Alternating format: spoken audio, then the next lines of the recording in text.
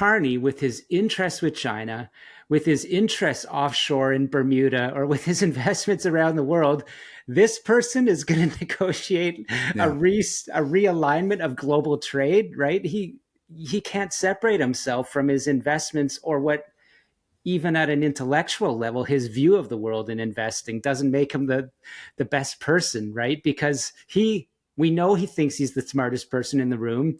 He is a pretty smart guy. He will make up the plans for himself.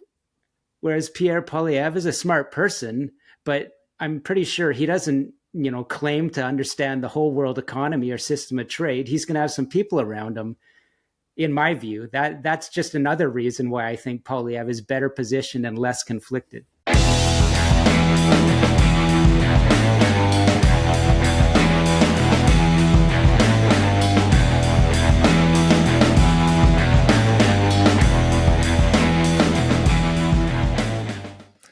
Sam Cooper, my brother, we are back in action. I have been watching you on everyone else's shows lately, so it is nice to talk to you here. How you doing, man? Yeah, I'm taking part in this podcasting revolution, and it is an interesting time. I'm doing good. Yeah, dude, I say this every time, but I punch the roof of my car every time I see you on something or listen to you on a podcast. The message has to get out in various channels. Dude, I'm just so happy to see the Bureau and yourself and your reporting becoming what it's becoming, because it is becoming the paper of record for our country. It really is. With some people, yeah. There's nothing that parallels it. There's no parallel to it. And, you're bringing on a bunch of other writers, editorial writers, other reporters. It's honestly, like, I mean, I didn't really look at any other Canadian legacy media before, but now I have no reason to, because the Bureau's covering it. You guys got it. You guys got it. So that's what I aim to do. And again, you noticed very early and got some good discussions going. So I appreciate it. Oh, dude. Yeah, whatever. I feel like a lot of the reason why Brave New Normal is what it is because of the discussions that I've had here with you. So don't worry, your check, your percentage is coming. So I wanted to start today's conversation by talking about a report you recently released on TD, Chinese fentanyl, or Chinese money laundering and fentanyl. And we've talked about this before, but it seems like you're kind of closing the gaps here. And you talked to a senior U.S. official who spoke on condition of anonymity, which is interesting to say the least. But and he kind of broke down the American perspective on all this, and broke down not exactly, but a lot of what they know in the United States, and filled in a lot of the gaps of what we don't know here in Canada. So can you break that story down, talk about what you guys covered and some of the revelations that occurred in that discussion? Yeah. So, I mean, it's just, I feel, obviously I've laid the track with, 10 years of leading journalistic research by now, some of which was supported by people in American and Canadian governments that reached out when I broke, stories in Vancouver on the casino usage. And it's just American officials learned from that. And what it's become is that to be point blank, the Toronto Dominion Bank case, the biggest money laundering case of at least the past decade, if not ever, in American history, just has such revelations, and they're completely consistent with what I uncovered in the Vancouver model. So let me think of maybe 3 bullet points, but actually I'll start by stepping back, and we can go back and forth because you read it and you can ask all the questions. But the thing to grab people is, Mexican cartels are very responsible for much of the distribution, but the Chinese state at the highest levels has distributed basically the factory pieces for fentanyl production into North America, especially Canada and Mexico. And so everyone, for a long time thought El Chapo, the Sinaloa cartel, or, watching Narcos, Colombia, Mexico, these are the biggest organized crime operations ever. No, they're not. the Chinese Communist Party is. And what has happened over the past 20 years is you get extremely sophisticated individuals that, some of them appear to have started within the Chinese state or Chinese state universities. Some of them worked their way up from street level gangsters and got to a similar level, but they're set up in Mexico City and Toronto and Vancouver. And they are the ones that are running the global fentanyl trade. They're financing it. And they look like bankers, but when they get busted, for example, a guy in Mexico City had 207 million American dollars warehoused in his mansion. And I have been on the trail of the Canada version, who's even bigger in the global scale than this guy named, I call him Chai Lap Say, which is, his real name is Say Chai Lap, but they Canadianize it in the RCMP. This is the guy that is running global fentanyl money laundering for China with connections to the Chinese state, set up in Toronto because it's weak. And that's everything: weak financially, weak in terms of immigration, weak in terms of lack of organized crime laws. So the Chinese bosses globally are set up in Canada, and now the cartels are setting up in Canada. And so the some people that follow me will know that, but the bombshells in this story are: one, I got from people with the highest level access and visibility on the TD Bank investigation, that they knew that Chinese international students on visas in America are recruited through, WeChat chat rooms and used as money mules to pick up cartel fentanyl cash in America and launder it. Just walk with bags of it into TD Bank branches. And you got staff on the inside from the Chinese community that are complicit.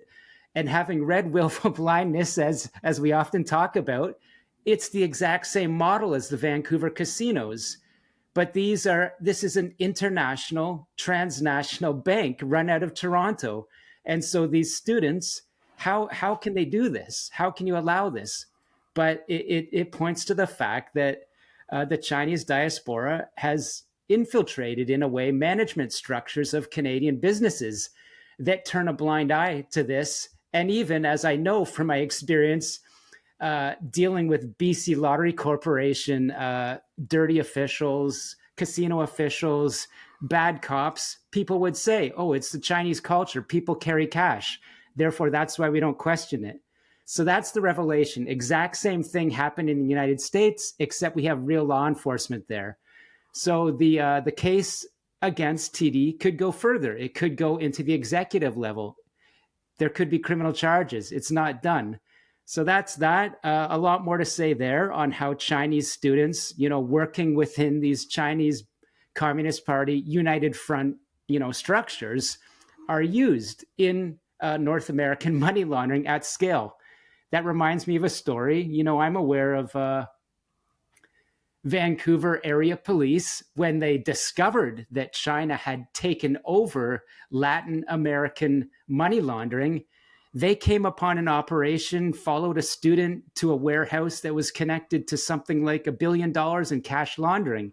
They only stumbled onto it because Colombian federal police had, tracked a number and gave it a 604 number. You're from the 604 area code. They gave it to Canadian police. So look, I could go on, but two more big ones.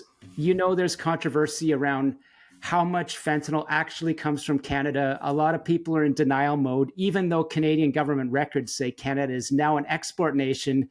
People are, going to die on the hill that not that much of it is going into the United States, even when super labs are, in BC, Ontario. BS, right? Okay, so my senior government source said that 1% Custom and Border Patrol figure that people, including the Globe and Mail, are citing as the amount of fentanyl coming from Canada in comparison to Mexico. That's only Customs and Border Patrol. There are many different American agencies working the border and working inland networks known to connect to Chinese networks in Canada that haven't put their stats into that data pool. So my my source is indicating, look, whether you're American, Canadian, whoever you are, just don't be fooled. Because if you're fooled and you're working on bad and sort of denial posture information, what position does that put our society in as we're invaded by Mexican cartels that are now facing stronger enforcement right south of the border? The last one is, and I can't ever get over this, but I knew this, but it's explained more thoroughly. A 6-month American government investigation established that Chinese Communist parties own what are called golden shares in fentanyl export countries. So that's the definitive proof that the Chinese Communist Party and state is behind fentanyl. It's being the US government at an intelligence level knows that Chinese state prisons are producing fentanyl. And so these are some of the data points that where the American government has now gone in a very forward posture that we're going to, if you don't stop this, as we've asked for years, and you're not stopping it, this is where the trade sanctions come in. You can no longer send things. And this is one of the reasons, at least with China. I'll debate all day whether Mexico and Canada need to be thrown in. But look, China knows this is going on. They're weaponizing it. So stop their trade. If they won't stop that killing of Americans, stop their trade. So that's a good opener. Wow. Yeah. So I read the report again this morning because it's, we already knew that TD was involved in money laundering for both Mexican cartels and Chinese organized crime. And we knew that TD got slapped with one of the biggest fines in the history of banking. 3.1 American billion. Yeah, billion. Yeah. Of course, what really stood out to me was, so the United States fined TD 3.1 billion USD. And the Canadian government fined TD 9 million CAD. And correct, 9 million Canadian from the country of origin, and the regulator who's responsible, 9 million versus 3.1 billion. Right? That what? You could talk about that for days, but you know that you've now talked to Mark Cahotas directly, who says Canada's in on it, FinTrack's in on it, Ministry of Finance is in on it. Okay, that's a bold statement, but let's look at the facts here, right? $9 million is less than, a speck of dust of lint in the pocket of TD Bank, right? There's no consequence to that. So at what point is the Ministry of Finance or the Prime Minister of Canada sort of responsible for saying, okay, I'll accept that, let's move on? Yeah. Well, it's the thing that really puzzles me is, how does a 20-year-old walk into a bank with a duffel bag of, $5 to $10 million in cash? I mean, even though the Chinese like to transact in cash and they carry a lot of cash, right? Which is, unto itself kind of antithetical to the whole, anti-racism thing we're still kind of doing in Canada, right? Like, we're stereotyping Chinese people as being people who just walk around with just bricks of cash in their pockets. How does a 20-year-old walk into a bank and deposit millions of dollars in cash and nobody blinks? That's the whole point. This is why TD Bank, including at the executive level, could still be on the hook, because as it's explained, again, let's compare it to River Rock Casino, run by the government of British Columbia, allowed students. And the key thing in due diligence in finance is the person should be able to, on a common sense level and a little bit of a due diligence level, justify their source of income. So how does an international student that's studying all day walk in with, 300,000 one week, 400,000, 500,000? You got one student responsible for 5 million. Now you've got a stream of students that have discovered this is a good branch. So yeah, at the branch level, regional, now going over to Toronto, those, you have to file suspicious transaction reports. And they're supposed to have computers and AI that will pick up on anomalies, but they didn't do anything. So that's turning a blind eye, or as someone once wrote, willful blindness.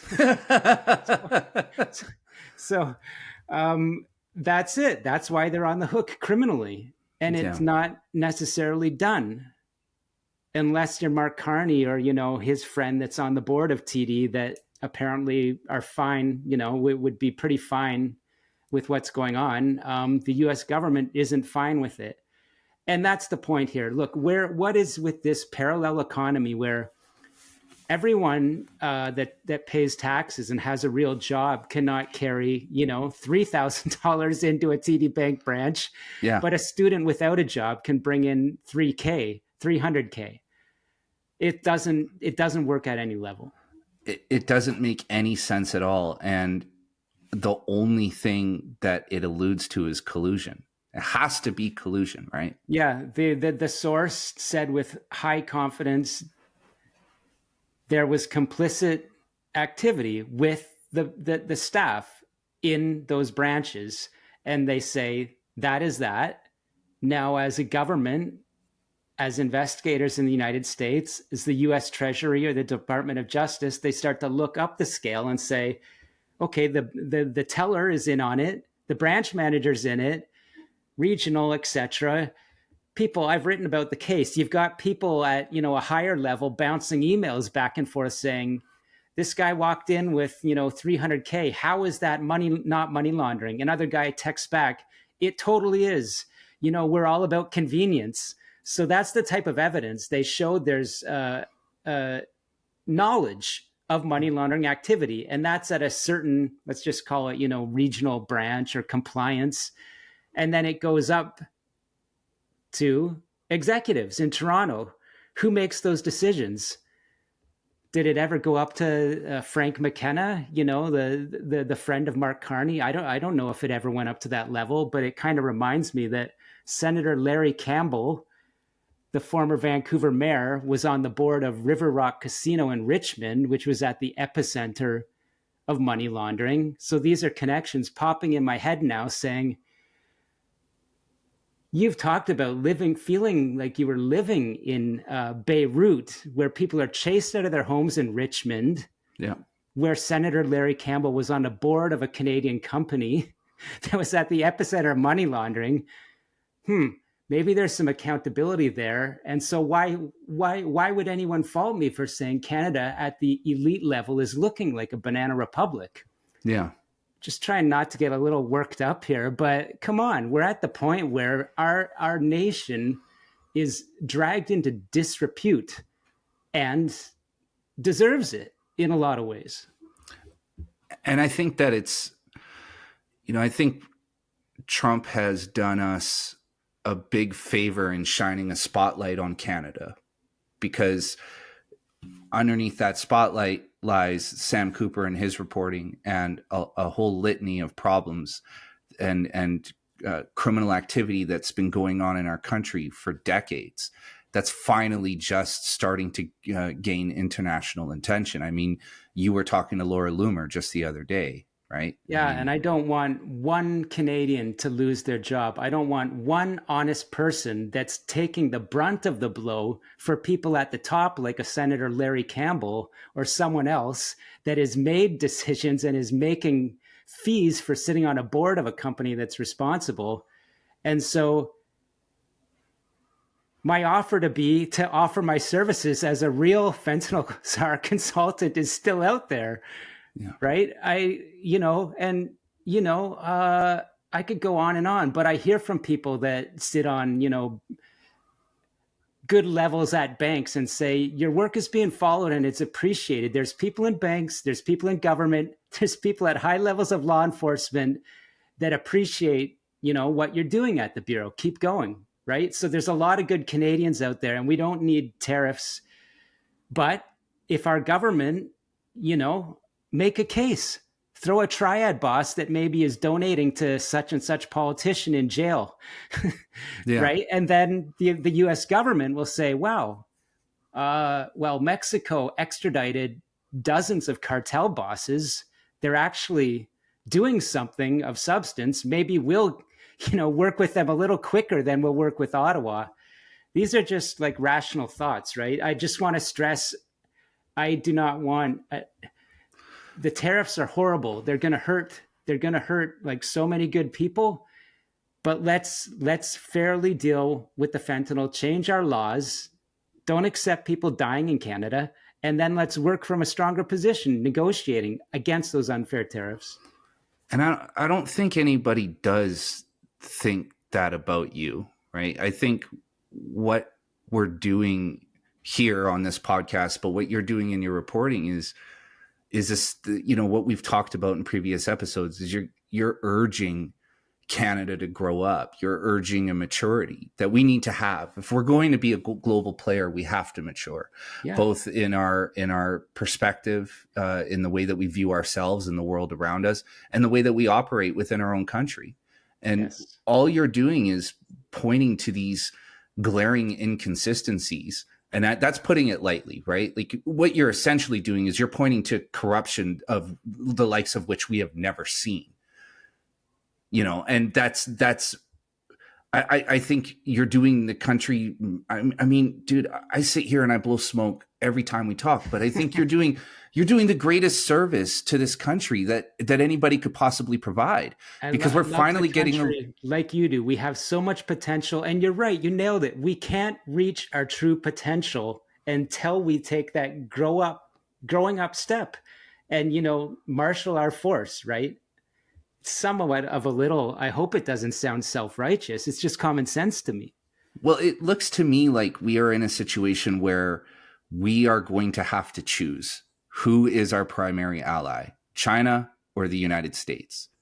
And unfortunately for us, even if we wanted to build a stronger allyship with China, we are just north of the United States. So we don't have a choice in who our partners are in this scenario, right?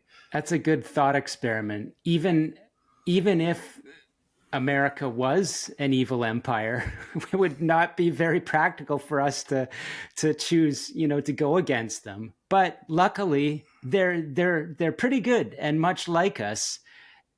And the guy in charge now, the most polarizing politician probably in history. And I won't even say that, you know, I'm a fan, but there's a lot of good in the United States at all levels.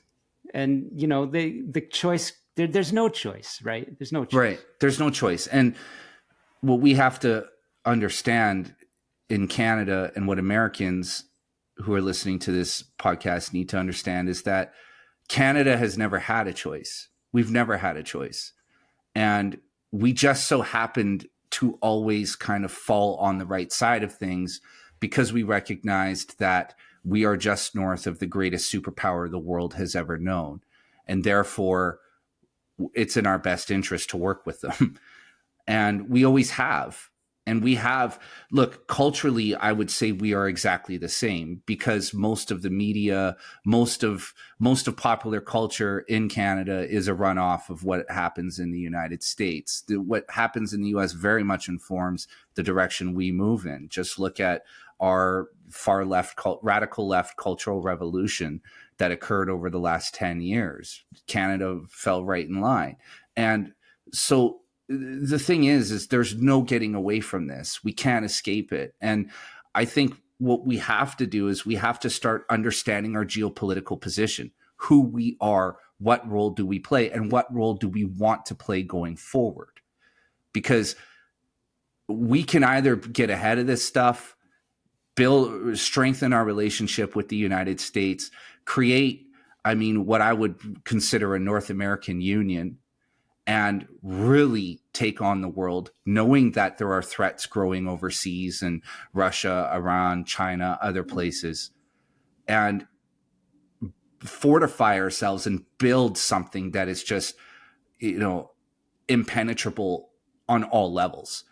Or we just continue to collapse and sink under the weight of corruption and organized crime. And, like reading your report, what really stood out to me is the fact that the Mexican cartels are now arriving.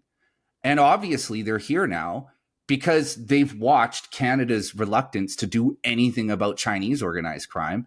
and it's just open season. So we're just attracting organized crime from around the world now, right?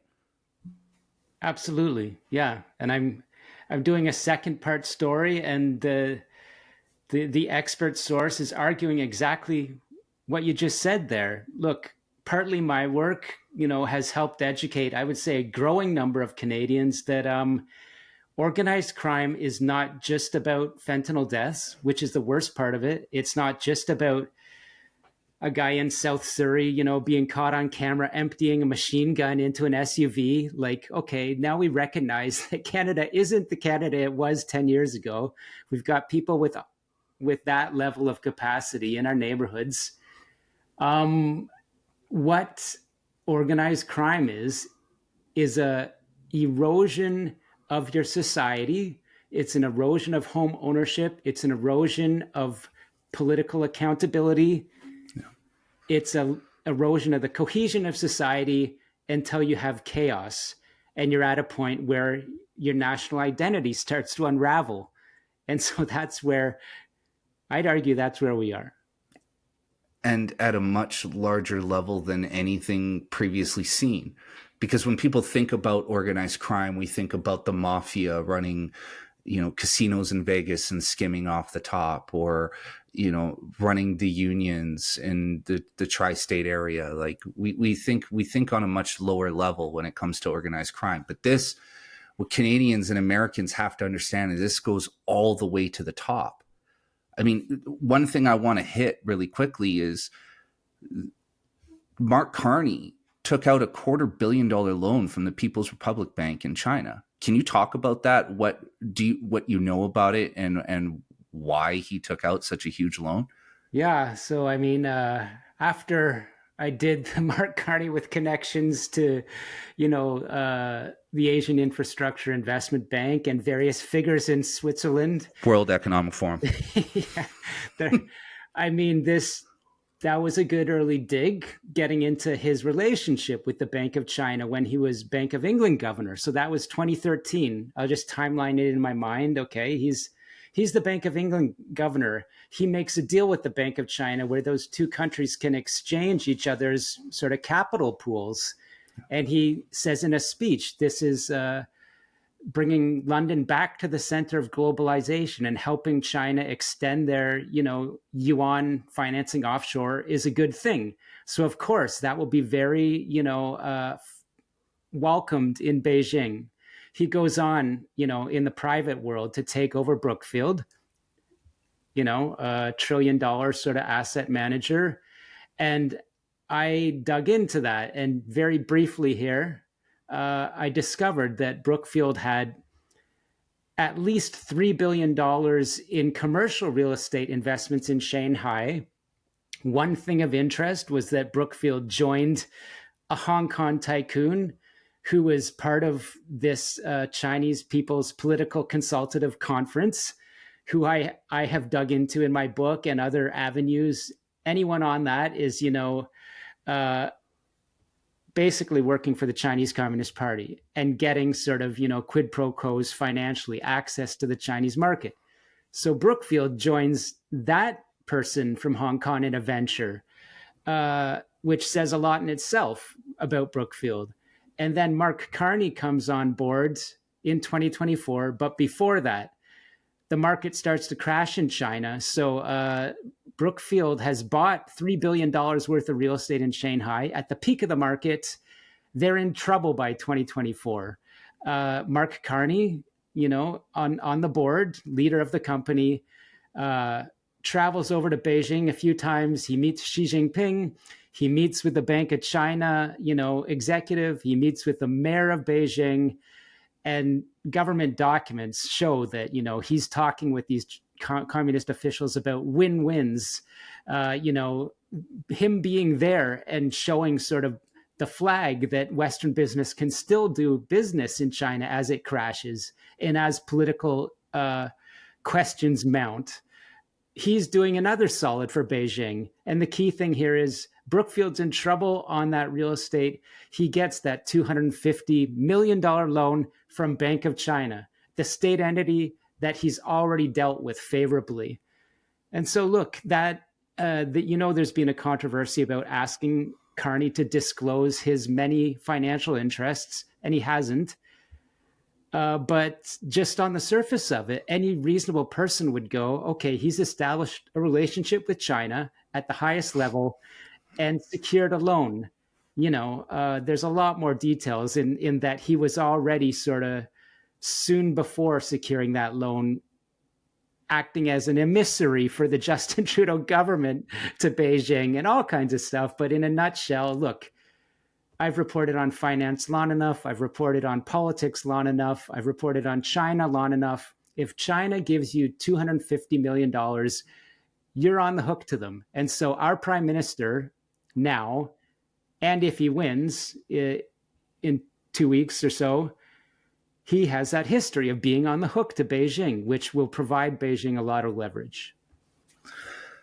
So we have an unelected prime minister in Canada who's on the hook to China for $250 million. And that's just what we know. Yeah. I need to think about that 3 times because it's crazy, right? It's wild. And, so when Melanie Joly went over to China on one of her, unscheduled missions, we talked about briefly how Chinese propaganda media stated that they used the big stick, right? And I want to kind of clarify this for people listening. Like, Mark Carney doesn't get hit with the big stick. He is the big stick, but unfortunately he's not on our side. And if he's on the hook for the disclosed amount is $250 million. But we know that there's other things that go on under the table and behind the scenes. So, I mean, it's safe to assume that it's more than $250 million, right? Yeah. And I mean, good to say that, look, a loan is the most provable type of hook that can be recalled.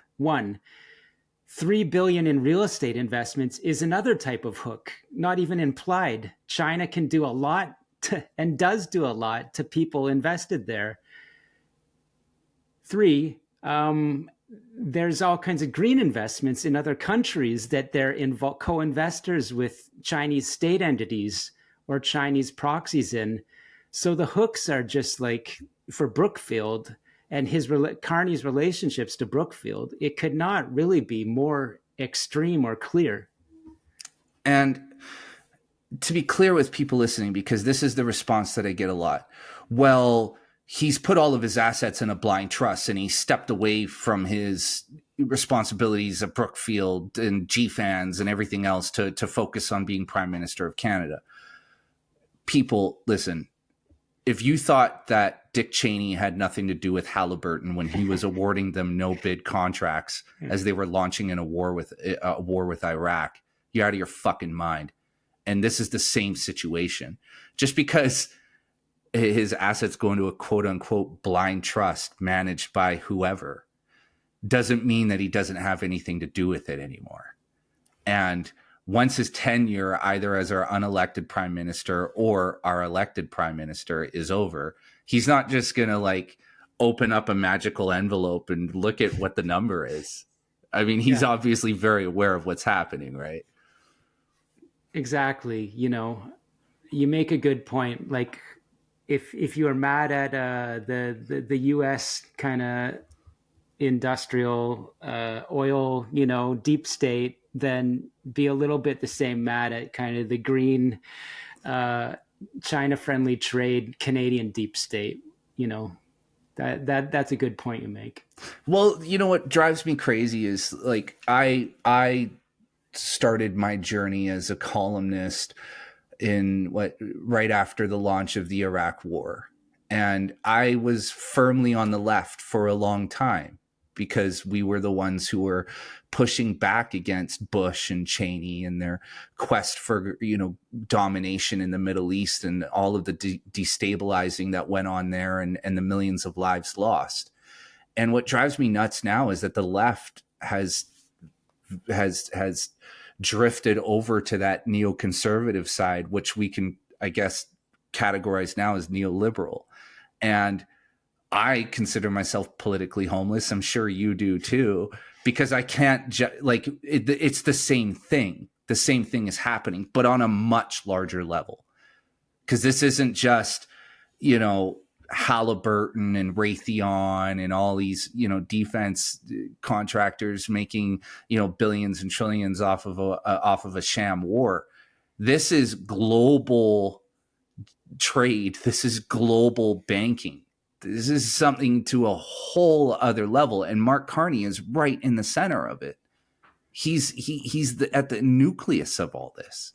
He's right at the center. And though the implications of this person negotiating on tariffs that will, the whole world is, as we've said, I said the US government, like him or hate him, is seeing a war approaching of unimaginable scale and consequence, and is trying to, rejig supply lines, redraw, alliances, borders even.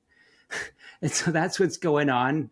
And both states are looking at how fast the other one is able to build ships and rockets, same as Taiwan and Japan. Like every day I see, posts on X from people I met, high-level Taiwanese officials, responding to the increasing threats from China. So this is the world. And Carney, with his interest with China, with his interests offshore in Bermuda, or with his investments around the world, this person is going to negotiate a realignment of global trade, right? He can't separate himself from his investments, or what, even at an intellectual level, his view of the world in investing doesn't make him the best person, right? Because we know he thinks he's the smartest person in the room. He is a pretty smart guy. He will make up the plans for himself.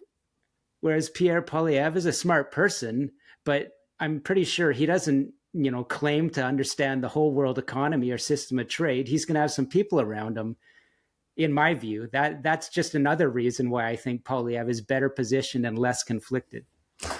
And just to break this down in lay terms for people listening, because this is an important point, China has become increasingly aggressive toward the Philippines, toward Taiwan, Japan. And let's just say, for whatever reason, China decides to lay claim to the Philippines and the United States has to respond. Yeah. Where does that leave us? Especially if we have a prime minister who's on the hook with China for a number of reasons. That you hit the absolute question that I think is at the core of this. And so much, stems out of that. And to reiterate, again, every day I saw a Philippines general saying that if China, as it is constantly threatening, does blockade or, heaven forbid, land on Taiwan, Philippines is committed to going into Taiwan already. The pretext is they have, hundreds or 100,000, nationals working in Taiwan. They've already promised they will go in. American government basically saying the same. Japan basically saying the same. So this is where we are at. And you're right. What do we know about Canada? I mean, at best, Melanie Jolie or Mark Carney are going to be the ones making the call on that. Right. And look, I know it's like a joke because, Melanie Jolie seems to put together an outfit for every, event that occurs in government, right? Equestrian in Washington is a good one. Yeah. Right. Or G.I. Jane, Barbie or whatever. Right. But the fact of the matter is we are getting very close to a scenario like this occurring. And you raise a really good point.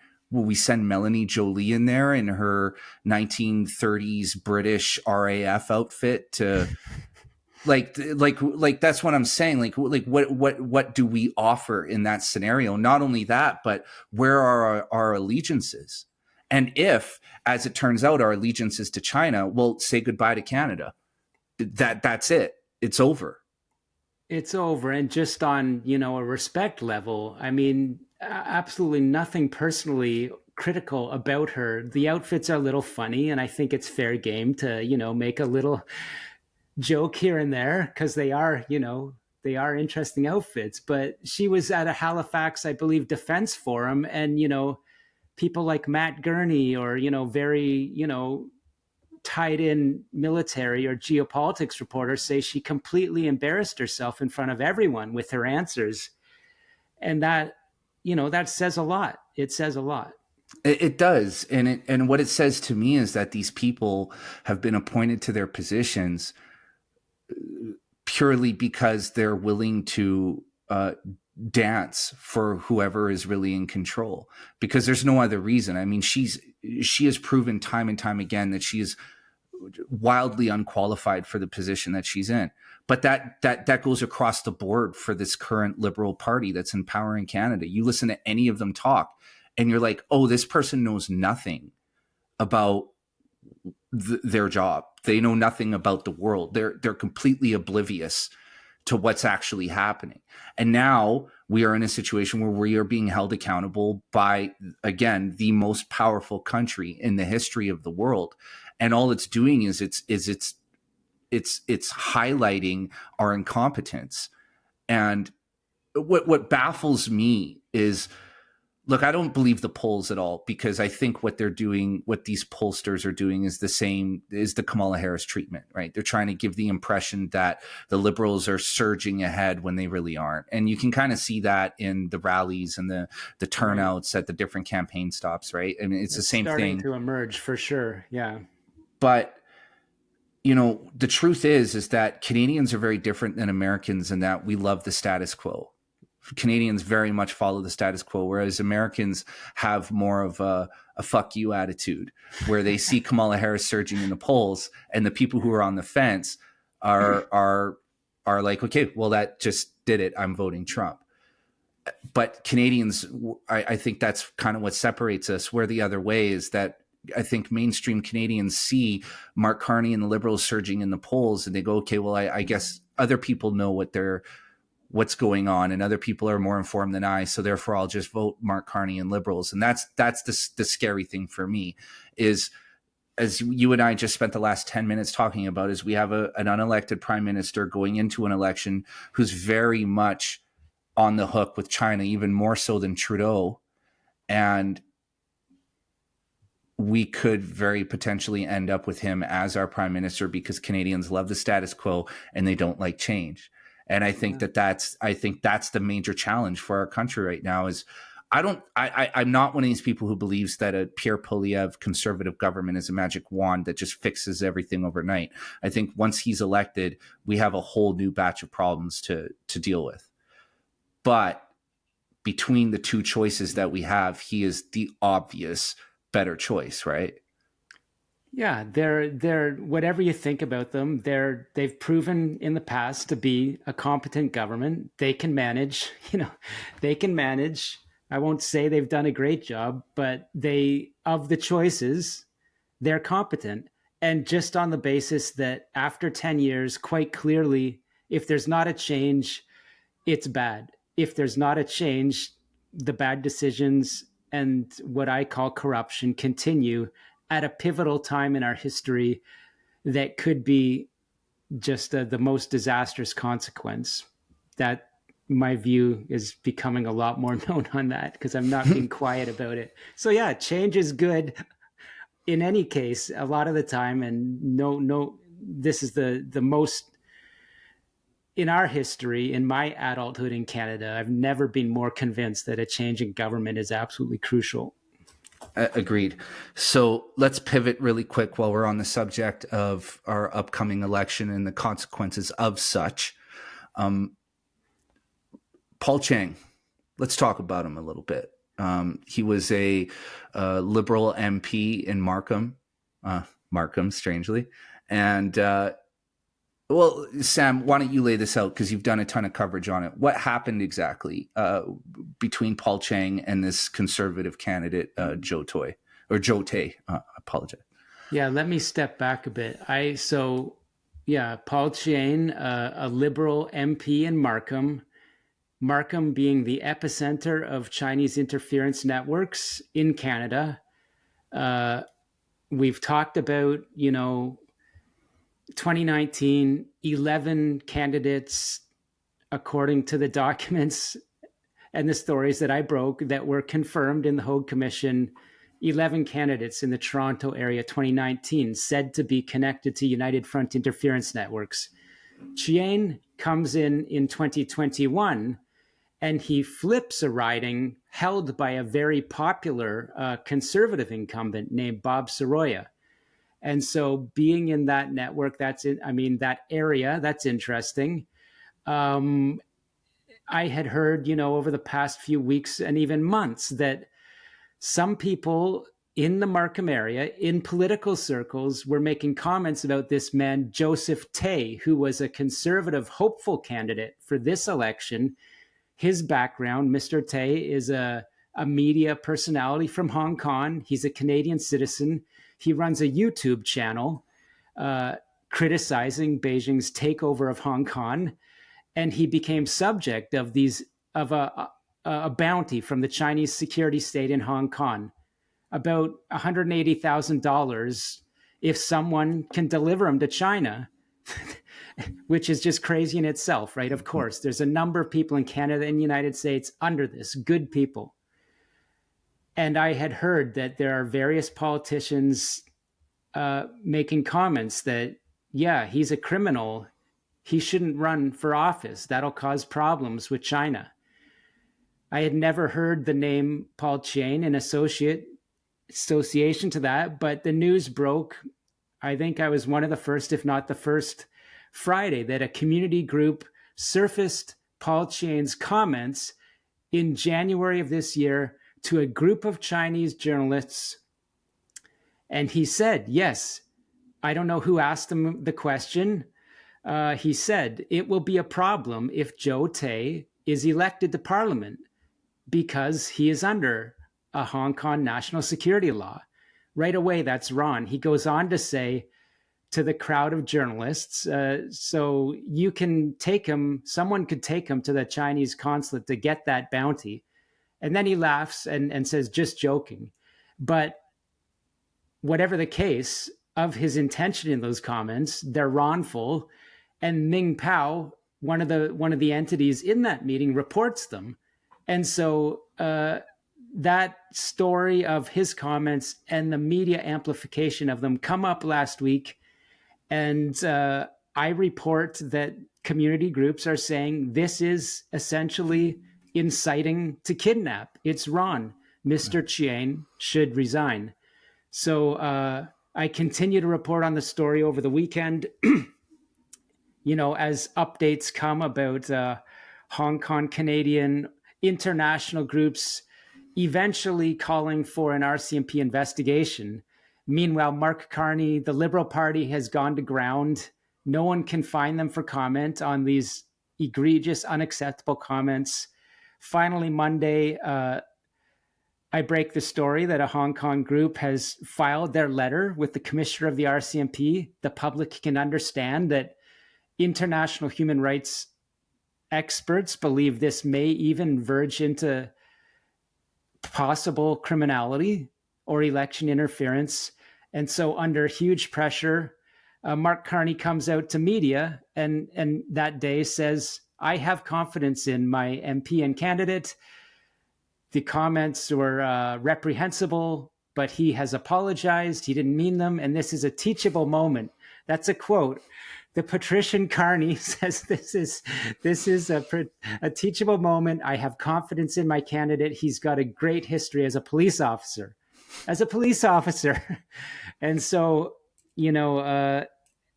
after midnight on Monday, he steps down. Paul Chien steps down, I guess, saving Mark Carney from having to fire him. And here we are. That's the story. There's more to it, but actually a huge, pretty much historic development in Canadian elections that this person stepped down in the wake of my reporting on Chinese interference in recent elections, which brings more attention to these issues. So there's a few things I want to point out here. Number one, Paul Chien makes this statement talking to Chinese state media, right? So it's an exclusive group of Chinese journalists. And I'll make the point, as I did in my exclusive reporting over the weekend, my access to 2022 fall intelligence documents from CSIS on foreign interference says that Chinese media in Canada is completely controlled by Beijing, and that in Toronto, 30 to 40 people in the Chinese journalist community get together to confirm what everyone else is going to report. And this is a direct vector during elections, CSIS said in 2022. This kind of, let's just call it media economy of Beijing in Canada, is a key method of election interference. So here we have, let's break it down through my knowledge. A sitting MP tells a small group of Chinese journalists in January that someone could collect a bounty. Oh, haha, just joking. And it's going to cause a big problem if Joseph Tay, the conservative, gets elected. It's amplified by Ming Pao, one of these Chinese journalist groups, which, remember, CSIS says are completely controlled by Beijing. So the statement from an MP sitting is one thing. The Chinese media reporting, amplifying that out to the community, is another, ongoing.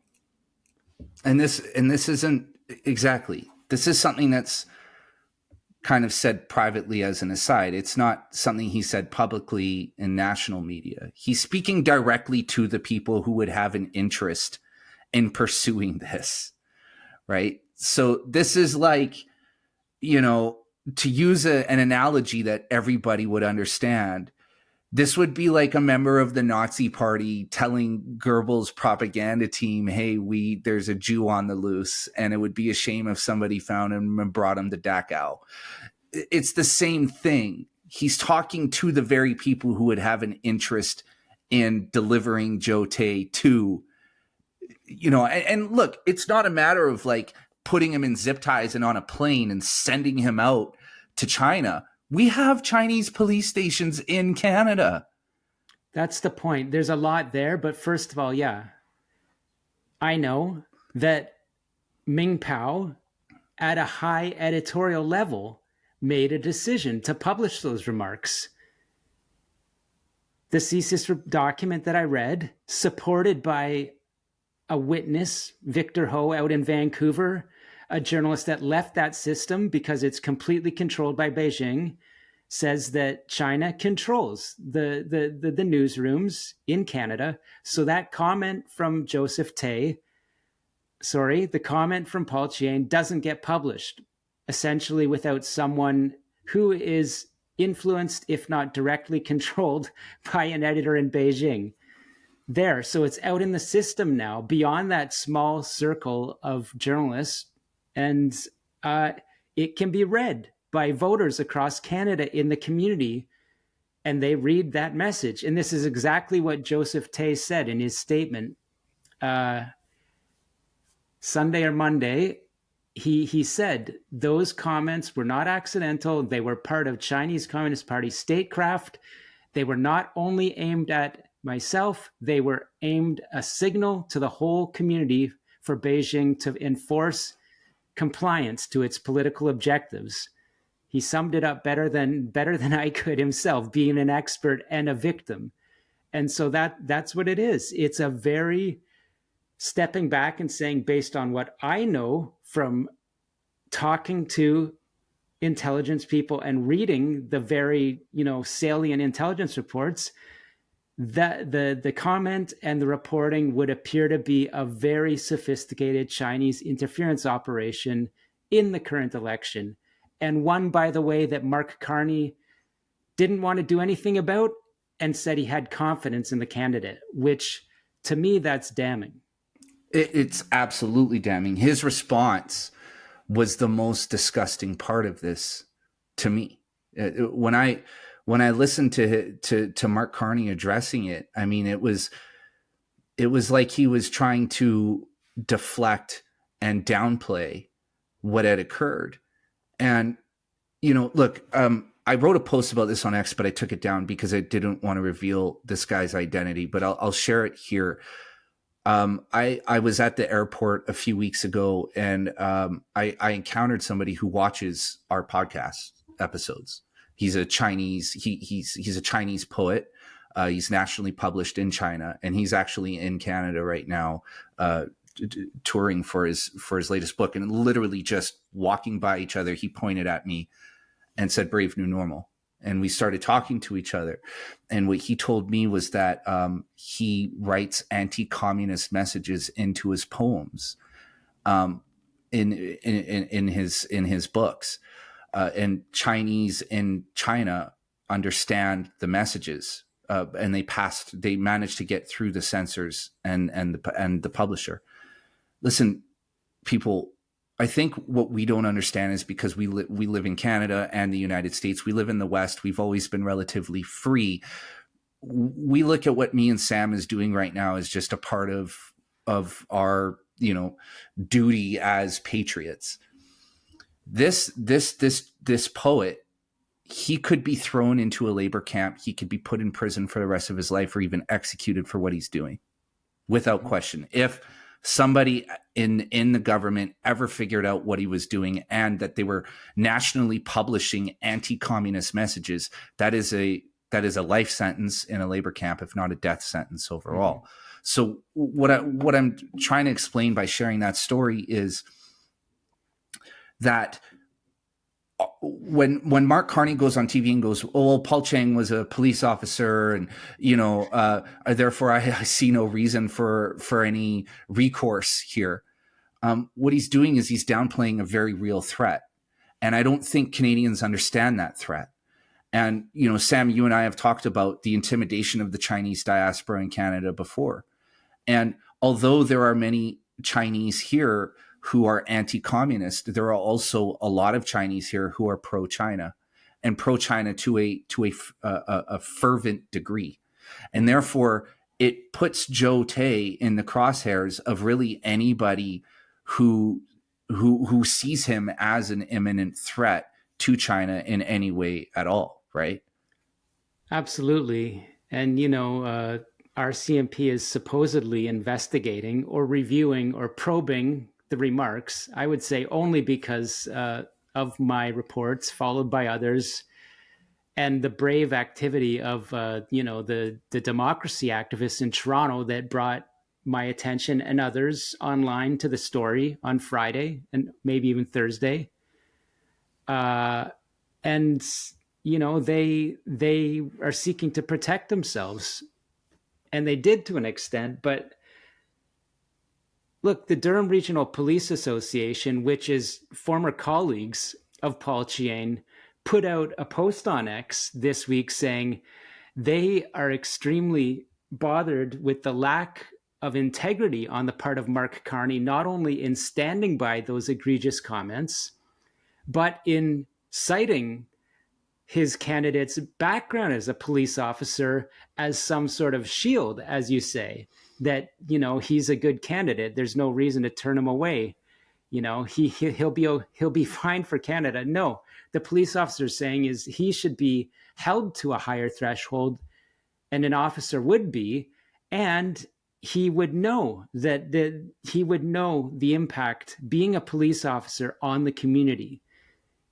He would know, and he's held to a higher standard. And, if I get into open source about, placing him and others, various candidates close to, people that are investigated in the Chinese police station story, although nothing is happening to them apparently, very senior people in Markham, very connected to the Liberal Party, it raises a lot of questions. Someone that is involved in comments that would be beneficial to the Chinese police station networks in Beijing being, frequently associated with people that are being investigated at the highest levels by the RCMP for alleged involvement in Chinese police stations, although this is Canada and no charges are apparent. So, Sam, in closing, because I know you're insanely busy right now with all of the wackiness that is going on around this snap election, so I'll let you go and do your actual job in a moment. But in closing, what I've been hearing a lot, particularly from the left, of course, is all this China stuff is just saber rattling. It's the U.S. saber rattling, and there isn't really a problem in Canada, and China is a trade partner, and therefore, of course, they have their consul general here, and of course they have representatives here who are interested in building trade relationships with Canada. Sam, what do you say to that in closing? What do you say to the people who are trying to dilute this very real problem that we have in our country? Well, a lot of that was the testimony of people like David Morrison, the head of Global Affairs Canada, or one of these, constantly shifting high-level Canadian bureaucrats that seem to be a lot tighter to the Liberal Party than any other. And this is what he said in his Hogue Commission testimony, that, the embassy or the consulate officials in Toronto or in Ottawa, they're a little disappointed that the relationship with Canada has hit hard times after the Mun Wanzhou and Michael's case. They're just they're doing their normal diplomatic functions in engaging with Canadian politicians. And we've talked about it, how there was something called the targeting paper elevated to Justin Trudeau, who supposedly didn't read it, but it explains how China classifies all the important MPs that they want to influence as, either positive to China, neutral, or against China. And then the Liberal government, people like David Morrison, say that's normal diplomacy. I say, no, it's not. And unless they're idiots, they should know this too. And they probably do. It's United Front political warfare, which anyone can read about. You're now an expert on. It's a Maoist thing where this is how, without firing a shot, we will attempt to influence and control people in foreign governments, implanting our Chinese Communist Party structure around them and seeking to influence and leverage. And so if you're a Joseph Tay and you get elected, you're going to be in that enemy camp, and you're going to face all kinds of potentially physical violence at the worst.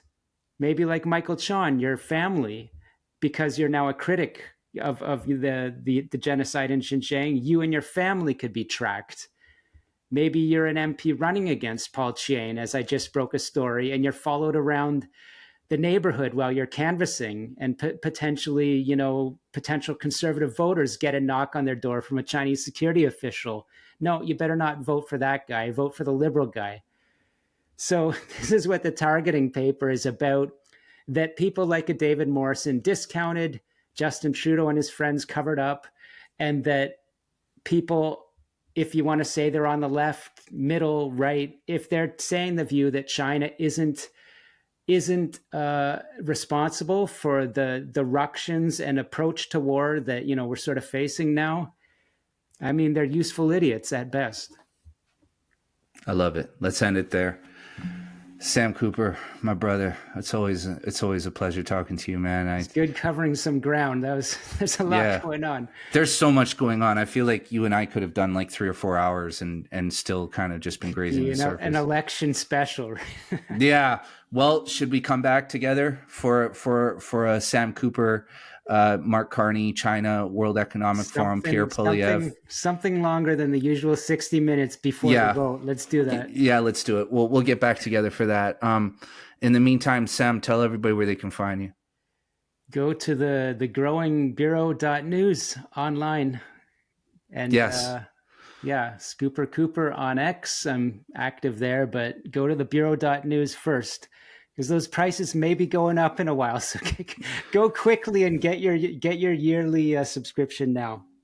Guys, listen, I say this every time, and I'll never stop saying it. Go to the bureau.news, sign up as a paid subscriber, okay? I always forget to like and restack and do all that stuff because I get the Bureau directly to my inbox, and that's where I read it.